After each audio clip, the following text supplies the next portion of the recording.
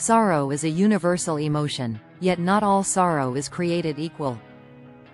The Apostle Paul, in 2 Corinthians chapter 7 verse 10, draws a profound distinction between godly sorrow and worldly sorrow. He writes, "Godly sorrow brings repentance that leads to salvation and leaves no regret, but worldly sorrow brings death." These words challenge us to consider how we respond to the weight of our own hearts. Worldly sorrow often leaves us trapped in guilt, shame, and an overwhelming sense of inadequacy. It focuses on what we've lost or failed to achieve, pushing us into a cycle of despair. It's the kind of sorrow that clouds our vision, making it hard to see beyond the immediate pain. But godly sorrow is different. It's purposeful, even transformative.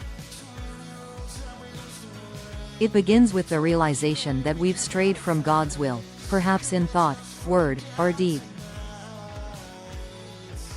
This realization stirs a sorrow that doesn't destroy us but rather redirects us. It compels us to turn away from sin and toward God, embracing His forgiveness and grace. In doing so, we find not regret, but renewal. True repentance, born from godly sorrow, is not just about feeling sorry. It's about change. It's a turning point, a shift in direction that leads us away from spiritual death and toward the abundant life God promises. And it's not a one-time event. Repentance is a journey, a continual process of growth and alignment with God's will. So, how do we recognize godly sorrow in our lives?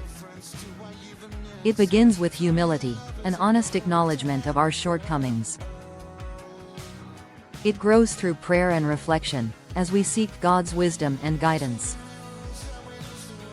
And it bears fruit through action, as we strive to live differently, more compassionately, more faithfully, and more obediently to His word. Paul's message reminds us that sorrow, when surrendered to God, becomes a tool for transformation. It leads us to salvation, not as a burden, but as a blessing.